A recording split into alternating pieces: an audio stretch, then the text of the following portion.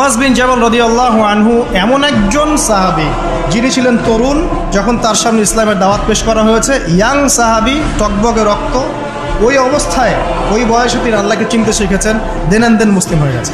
বায়াতে আকাবায়ে কুবরা নামক একটা বায়াত হয়েছে, যেই বায়াতটা মূলত মক্কা থেকে মদিনায় হিজরতের পটভূমি তৈরি করে দেয়। সেই ৭৫ জন সাহাবীর মধ্যে মুআজ বিন জাবাল রাদিয়াল্লাহু আনহু ছিলেন অন্যতম প্রধান। ইসলাম কবুল করার সময় তার বয়স ছিল হয়তোবা ১৯ থেকে ২০ বছর। আর আপনি আমাদের জেনারেশনের ১৯-২০ বছরের যুবকদের দিকে একটু তাকিয়ে দেখেন, আর মুআজ বিন জাবাল রাদিয়াল্লাহু আনহুর দিকে তাকিয়ে দেখেন। ৬ জন সাহাবী ছিলেন স্পেশাল, যারা নবী সাল্লাল্লাহু আলাইহি ওয়াসাল্লামের ওহী লেখক ছিলেন, অর্থাৎ কুরআন সংকলন করতেন, হাদিস সংকলন করতেন। তার মধ্যে একজন হচ্ছেন মুআজ বিন জাবাল রাদিয়াল্লাহু আনহু। তিনি ছিলেন জাহেদ। জাহেদ মানে হচ্ছে দুনিয়া বিমুখ, দুনিয়া নিয়ে তার এত পেরেশানি ছিল না, টেনশন ছিল না। এখনকার যুবকদের মেইন চিন্তা কি? দুনিয়া না, স্ট্যাটাস, চাকরি, বাড়ি, গাড়ি, সুন্দরী বিবি, এই তো। মুআজ বিন জাবাল একজন জাহেদও ছিলেন। জাহেদ মানে বলা হয় দুনিয়া বিরাগী, দুনিয়াকে তিনি প্রয়োজন মনে করতেন, এর ভিতর ডুবে থাকতেন না কখনো, অথচ তিনি একজন তরুণ মানুষ ছিলেন।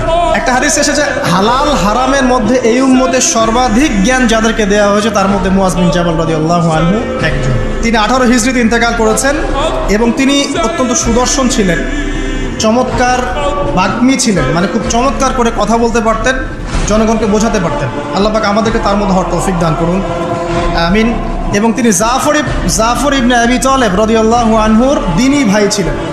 মানে দিনী ভাই কেমন? যখন মুহাজির সাহাবীরা হিজরত করে মদিনায় গিয়েছে, তখন ওইখানকার সাহাবীদেরকে বলা হতো আনসার সাহাবী, যারা আওস এবং খাজরাজ গোত্রের ছিলেন। নবী সাল্লাল্লাহু আলাইহি ওয়াসাল্লাম মদিনায় প্রথমে মসজিদে নববী নির্মাণ করলেন, এরপর সামরিক প্রশিক্ষণ, অর্থনৈতিক ভিত্তি শক্ত করা, ইহুদিদের সাথে মদিনা সনদ এবং মুসলিমদের মধ্যে ভ্রাতৃত্বের বন্ধন স্থাপন করলেন।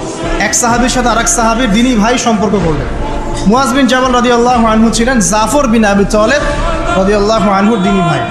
জাফর বিন আবি তালেব রাদিয়াল্লাহু আনহু ছিলেন নবী সাল্লাল্লাহু আলাইহি ওয়াসাল্লামের আপন চাচাতো ভাই আলী রাদিয়াল্লাহু আনহুর ভাই।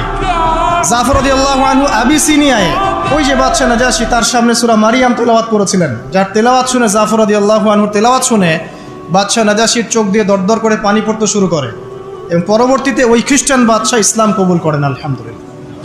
আর জাফর রাদিয়াল্লাহু আনহুকে বলা হয় কি? দুই ডানাওয়ালা বলা হয় এই কারণে, জাফর রাদিয়াল্লাহু আনহু মোতার যুদ্ধে শহীদ হয়েছেন।